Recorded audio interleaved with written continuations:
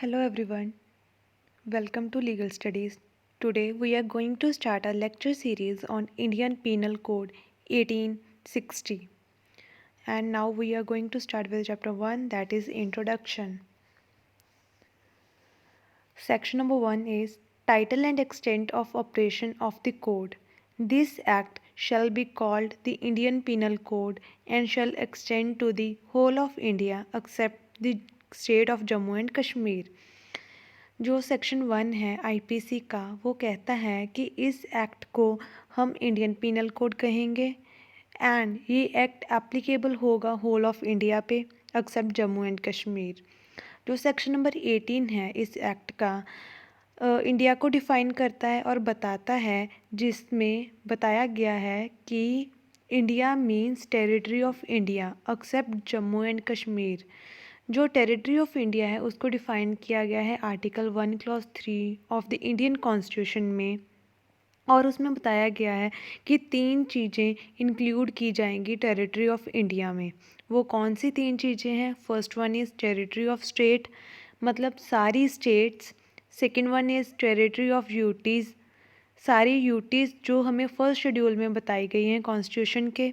Third one is territories acquired by the government, जो territories government ने acquire की हैं वो सारी टेरिटरीज टेरिटरी ऑफ इंडिया में इंक्लूड की जाएंगी। इसमें एक और चीज़ इंक्लूड की जाएगी, टेरिटोरियल वाटर ऑफ इंडिया। जो टेरिटोरियल वाटर ऑफ इंडिया है उसे भी हम टेरिटरी ऑफ इंडिया ही मानेंगे, और अगर कोई भी ऑफेंस कमिट किया जाता है, कोई भी क्राइम कमिट किया जाता है टेरिटोरियल वाटर ऑफ इंडिया में, तो वो समझा जाएगा कि इंडियन टेरिटरी पर ही वो कमिट किया गया है। That is all about section number 1. Now we are further move to section number 2, that is punishment of offence committed within India. Every person shall be liable to punishment under this code and not otherwise for every act or omission contrary to the provision thereof of which he shall be guilty within India. जो इसका first word है वो use हुआ है every person. Every person here includes citizen of India as well as a non citizen of India. हम citizen और non citizen दोनों को इंक्लूड करेंगे इस सेक्शन में, और ये सेक्शन कहता है कि हर पर्सन, एवरी पर्सन, सिटीज़न और नॉन सिटीज़न, वो लायबल होगा पनिशमेंट के लिए इस कोड के अंदर अगर वो गिल्ट करता है विद इन इंडिया। टेरिटोरियल यूरिसडिक्शन होती है जो वो 2 तरह की होती है। पहली होती है intra territorial jurisdiction, second one is extra territorial यूरिसडिक्शन।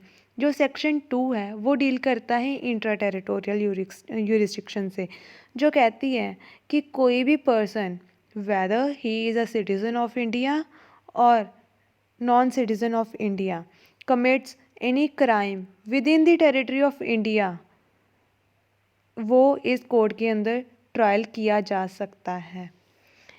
और एक चीज़ इसमें और बताई जाती है कि इस कोड के अंदर कोई भी टाइम लिमिट नहीं है जो कि किसी के अगेंस्ट किसी को लिमिट करे कि इतना टाइम हो गया है। कोई भी टाइम लिमिट नहीं बताई गई कि कब हम प्रोसिक्यूट कर सकते हैं किसी इंसान को और किसी पर्सन को।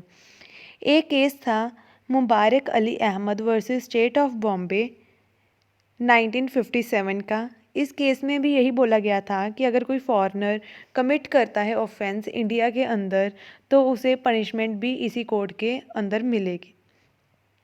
अब कुछ पर्सन्स हैं जिन्हें हम एग्जम्प्ट करते हैं इस कोड से, जिन पर ये कोड अप्लाई नहीं होता। वो कौन कौन से लोग हैं?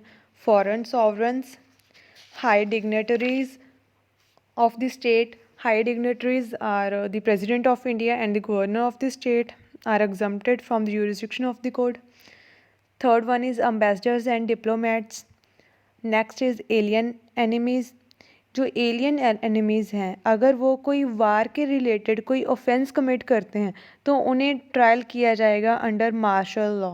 बट अगर वो कोई ऑफेंस कमिट करते हैं जैसे कि थेफ्ट, चीटिंग का, तो उन्हें ट्रायबल किया जाएगा क्रिमिनल कोड के अंदर इसी एक्ट के तहत। नेक्स्ट आता है फॉरेन आर्मी, वारशिप, कॉरपोरेशन जो है वो जुडिशियल पर्सन है, तो हम इस सेक्शन में सिर्फ नेचुरल पर्सन्स ही लेंगे, जुडिशियल पर्सन्स नहीं कवर करेंगे। And last one is vicarious liability of master for act of his servant.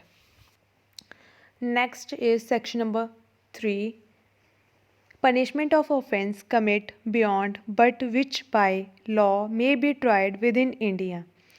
Any person liable by any law, Indian law, to be tried for an offence committed beyond India shall be dealt with according to the provisions of this code for any act committed beyond India in the same manner as if such act had been committed within India.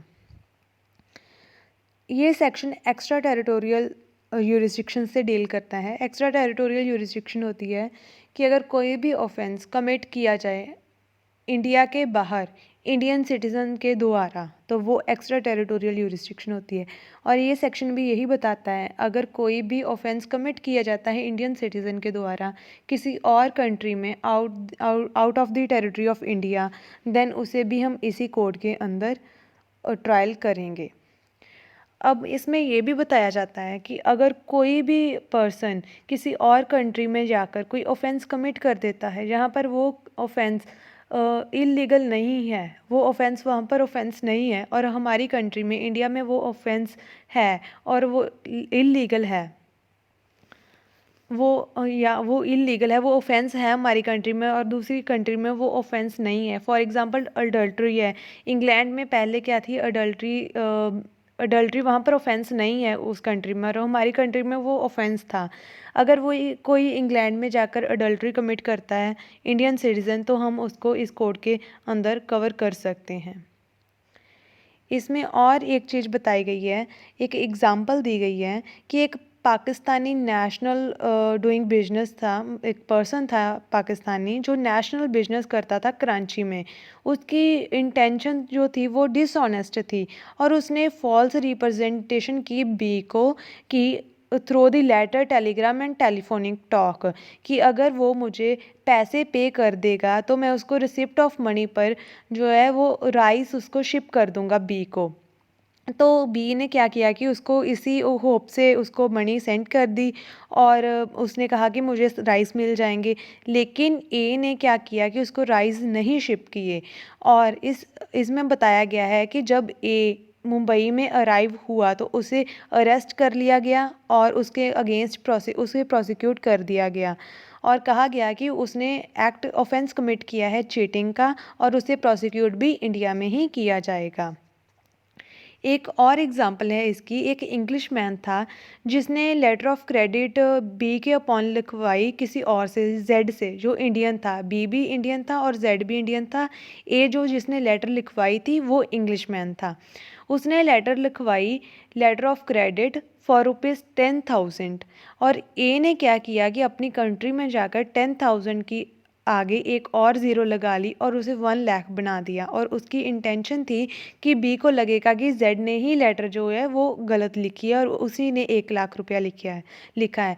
तो ए ने यहाँ पर forgery commit कर दी। जब उसने forgery commit कर दी तो उसने ऑफेंस भी कमिट कर दिया, तो उसे भी ट्रायल किया जाएगा इसी कोड के अंदर, क्योंकि उसने जो लेटर लिखवा कर खड़ी थी वो यहीं से खड़ी थी, irrespective of his presence in India, उसे भी इसी के अंडर ट्रायल किया जाएगा। Next is section number 4, that is extension of code of extra territorial offences. The provision of this code apply also to any offence committed by. इस code के जो provisions हैं वो फॉलोइंग पर भी लागू होंगे जो ऑफेंस कमिट करेंगे। वो कौन कौन से लोग हैं? First is any citizen of India in any place without and beyond India. अगर कोई भी सिटीज़न इंडिया से बाहर क्राइम कमिट करता है तो उस पर लागू होंगे। Second one is any person on any ship और aircraft registered in India wherever it may be. कोई भी पर्सन किसी शिप और एयरक्राफ्ट पर ऑफेंस कमिट करता है जो इंडिया में रजिस्टर्ड है तो उसे भी इसी कोड के अंदर प्रोसिक्यूट किया जाएगा। Third is any person in any place without and beyond India committing offence targeting a computer resources locating in India. कोई भी person, foreigner as well as Indian citizen अगर कोई भी ऑफेंस कमिट करता है कंप्यूटर रिसोर्स को target करके तो उस पर भी यही कोड अप्लाई होगा।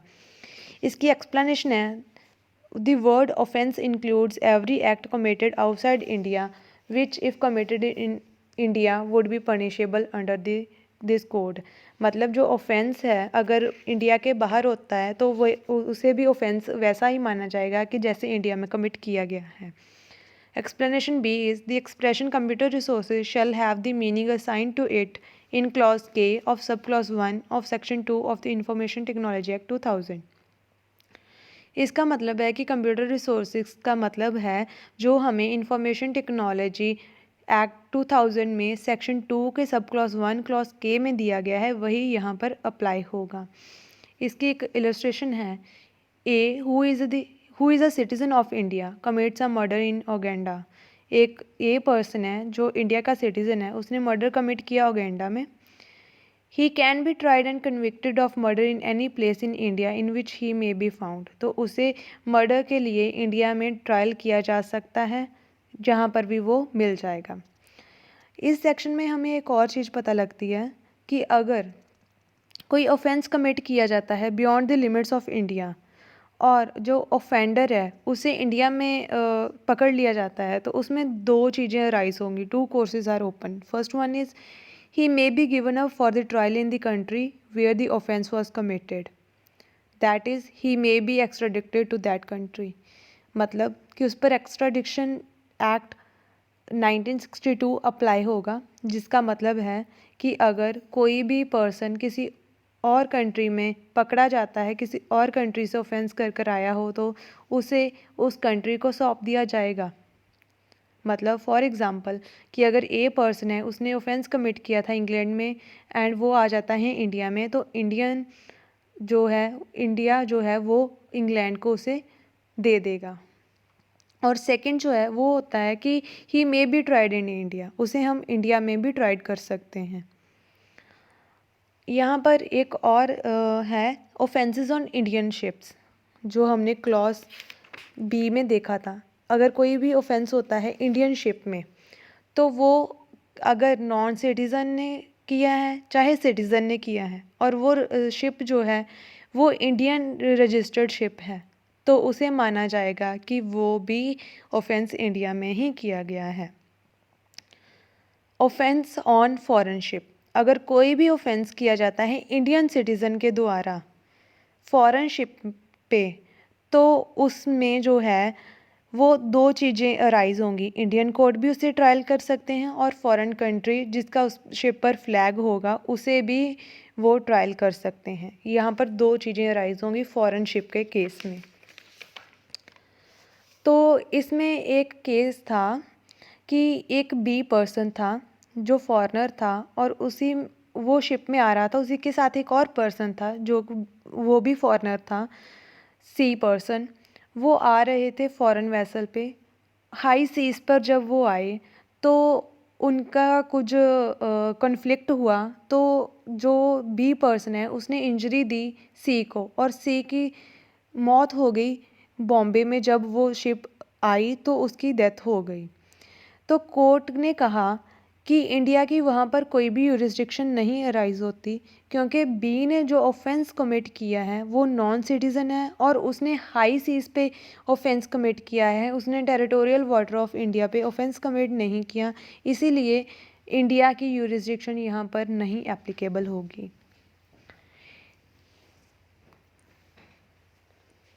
एंड एक और बात है, यहाँ पर एक और केस है, ली किम ही वर्सेस स्टेट ऑफ यूपी का केस है। ली ली KIM की किम की ही वर्सेस स्टेट ऑफ यूपी का केस है AIR 2012।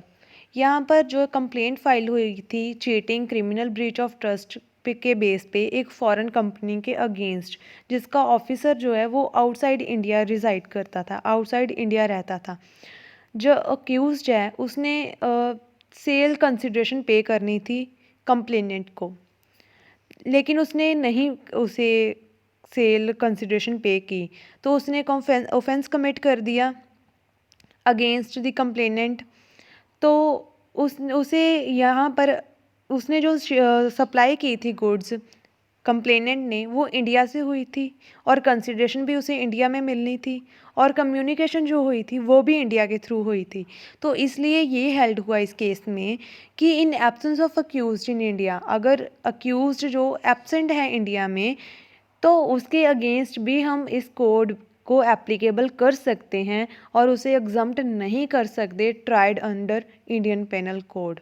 उसे ट्रायल किया जाएगा इंडियन पेनल कोड के, क्योंकि वो कम्युनिकेशन भी इंडिया के थ्रू हुई थी और वो जो उनका कॉन्ट्रैक्ट हुआ था वो भी इंडिया से ही हुआ था और कम्युनिकेशन जो हुई थी वो भी इंडिया से ही हुई थी, इसलिए ये कोड अब एप्लीकेबल होगा उस पर भी। Next is section number 5, certain law not to be affected by this act. Nothing in this act shall affect the provision of the act for punishing mutiny and desertion of officer, soldier, sailor or airman in the service of government of India of the provisions of any special or local law. मतलब कि ये जो act है, अगर कोई officer, soldier, seller और airman in the service of government of India वो कोई ऑफेंस कमिट कर देते हैं, जैसे कि म्यूटनी और डिसर्शन जैसे, तो उन पर उनका लॉ ही एप्लीकेबल होगा, ये लॉ उन पर एप्लीकेबल नहीं होगा और इस कोड की प्रोविजंस हैं जो वो उन पर नहीं लागू होगी और ना ही ये प्रोविजंस इफ़ेक्ट करेंगी उनका कोई personal law. That's all about chapter number 1 and thank you so much. Please subscribe, share, like this channel. Thank you so much.